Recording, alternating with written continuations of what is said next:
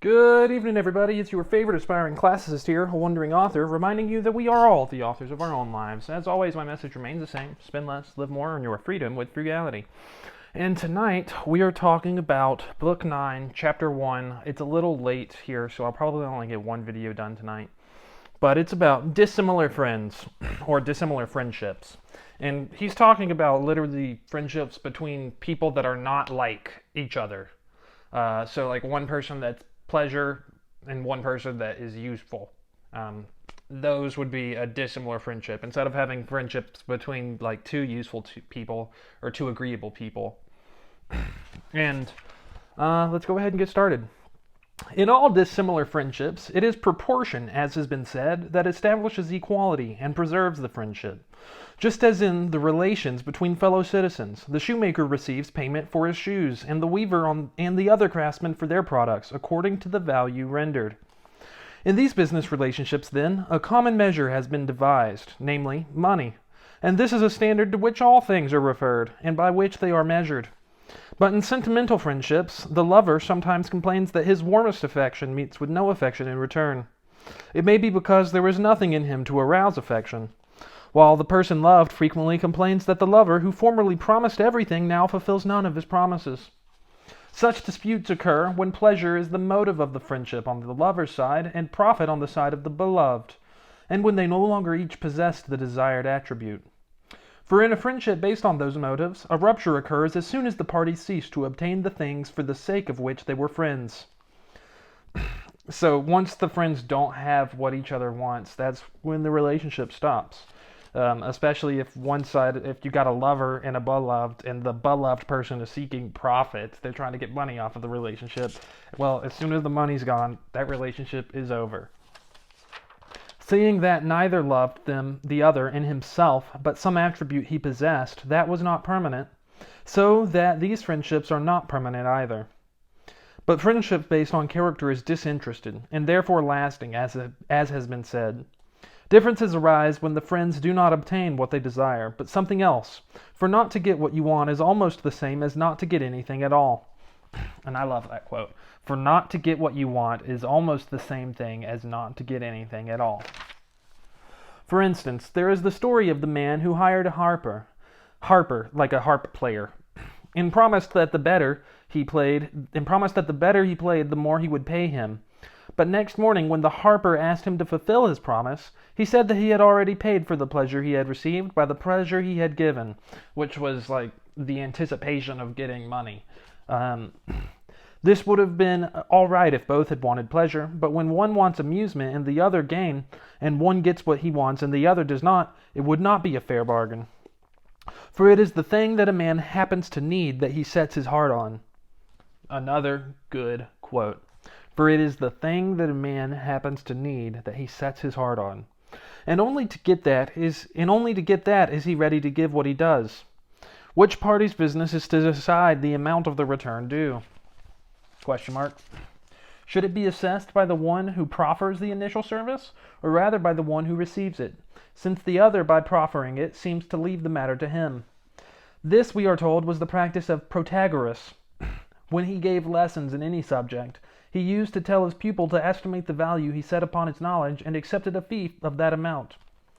In such matters, however, some people prefer the principle of the wage stated. But people who take the money in advance, and then having made extravagant professions fail to perform what they undertook, naturally meet with complaints because they have not fulfilled their bargain. So Aristotle's talking about here like how to set prices. Is it the buyer or the seller that sets prices? Perhaps, however, the sophists, and the sophists are a group of itinerant teachers that taught philosophy in ancient Athens and surrounding areas. But perhaps, however, the sophists are bound to demand their fees in advance, since nobody would pay money for their knowledge which they possess. And Aristotle didn't like them. If you didn't catch that, let me repeat it.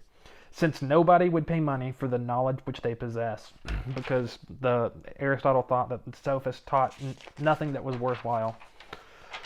Persons paid in advance, then, naturally meet with complaints if they do not perform the service for which they have taken the pay. But in cases where no agreement is come to as to the value of the service, if it is proffered for the recipient's own sake, as has been said above, no complaint arises, For a friendship based on virtue does not give rise to quarrels. So friends that are virtuous friends don't fight with each other. And the return made should be in proportion to the intention of the benefactor, since intention is the measure of a friend and of virtue. This is the principle on which it would seem that payment ought to be made to those who have imparted instruction in the philosophy. For the value of their service is not measurable in money, and no honor paid them could be an equivalent, but no doubt at all that it could be expected is that to them, as to the gods, and to our parents, we should make such a return as in our power. When, on the other hand, the gift is not disinterested, but made with the view to recompense, it is no doubt the best thing that a return should be made such as both parties concur in thinking to be what is due. And that right there is stated very complicatedly, but let me repeat it. It is no doubt the best thing that a return should be made such as both parties concur in thinking to be what is due. So the buyer and seller should be in agreement on what the final price is. Aristotle has a way with words sometimes. But failing such concurrence, it would seem to be not only inevitable, but just, that the amount of the return should be fixed by the party that received the initial service, since the donor will have recovered what the recipient really owes when he has been paid the full value of the service to him, or the sum that he would have been willing to pay as the price of pleasure. For in buying and selling also this seems to be the practice, and in some countries the law does not allow actions for the enforcement of voluntary covenants, on the ground that when you have trusted a man, you ought to conclude the transaction as you began it. So Aristotle was saying that in some countries in his time, they didn't have laws to pursue creditors, because it was up to the creditor to determine the credit worthiness of their borrower. And if the borrower ran off with their money, then that's their fault. He shouldn't have trusted the person to begin with. For it is thought fairer for the price to be fixed by the person who received credit than by the one who gave credit. Now that is crazy for us. For it is thought fairer for the price to be fixed by the person who received credit. Imagine if you got to set the interest rate on your credit cards instead of the bank setting it. That's what Aristotle's talking about here. For as a rule, those who have a thing value it differently from those who want to get it.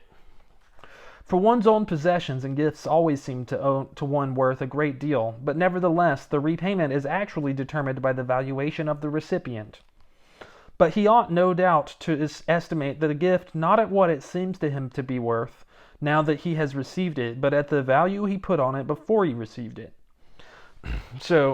And we should set prices based off of what we thought the price of something would be before we actually obtain that thing. Honestly, in some ways, I think the world would work better if the way Aristotle is describing it is how things actually were, and not just what an ideal might be. Anyways, what are y'all doing in order to inspire, uplift, and empower your local community today? Because this world isn't changing unless we all do our part. And you can count on me to do mine daily. Until next time, I love y'all.